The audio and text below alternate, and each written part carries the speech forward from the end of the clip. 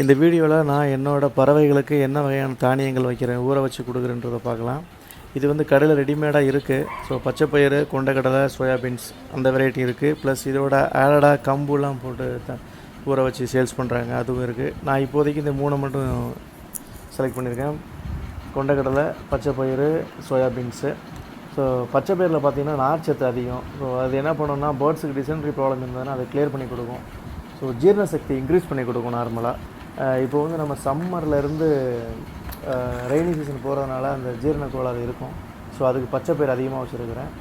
கொண்டைக்கடலை இரும்பு கண்டென்ட் அதிகம், அதாவது அயன் கண்டென்ட் அதிகம், இரும்பு சத்து அதிகம். அதனால் கொண்டைக்கடலை எப்போதுமே நான் பேர்டுக்கு சேர்த்துப்பேன். இதை நம்ம அப்படியே டைரெக்டாக வச்சிட முடியாது, ஏன்னா ஃபின்ச்சஸ் என்ற ஒரு 3 பேர் இருக்குது. ஸோ ஃபின்ச்சஸ் வந்து எல்லா ஃபுட்டையும் வந்து அப்படியே விழுங்கத்தான் செய்யும், கொத்தி சாப்பிடாது.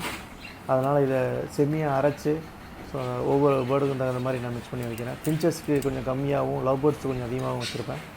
இது வந்து மண்பானை தட்டை நான் எப்போதுமே ஒரு நாளுக்கு முன்னாடி தண்ணியில் ஊற வச்சு அதை மறுநாள் யூஸ் பண்ணுறது தான் என்னோடய பழக்கம்.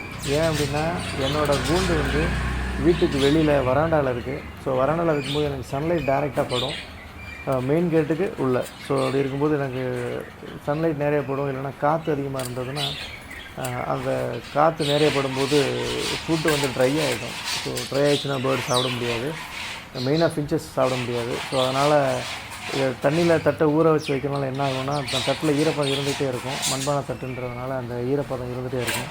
ஸோ அந்த ஈரப்பதம் நம்ம வைக்கிற ஃபுட்டை வந்து நம்ம என்ன கண்டிஷனில் வைக்கிறோமோ அதே கண்டிஷனில் மெயின்டைன் பண்ணியிருக்கோம்.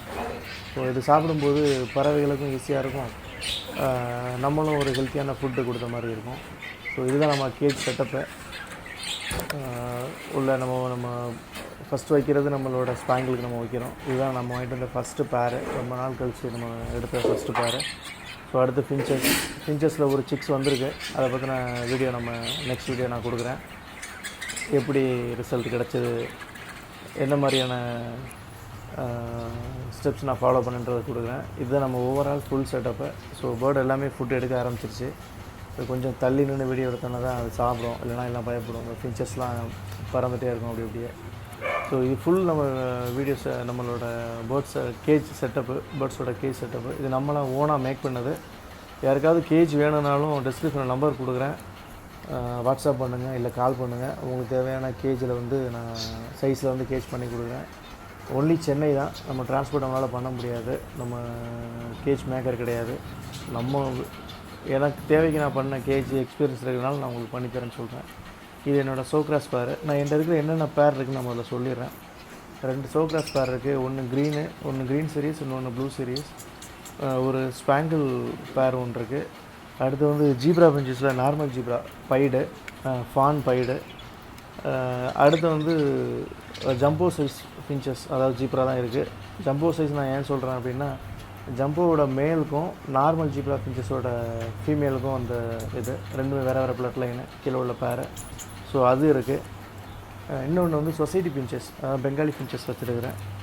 பெங்காலி ஃபின்ச்சஸ் எப்படி ரிசல்ட் இருக்குன்னு தெரியல, இது வரைக்கும் நான் ட்ரை பண்ணதில்லை. ஸோ ஃபஸ்ட் டைம் போட்டிருக்கிறேன், பார்க்கலாம் ரிசல்ட் எப்படி வருதுன்னு பார்க்கலாம்.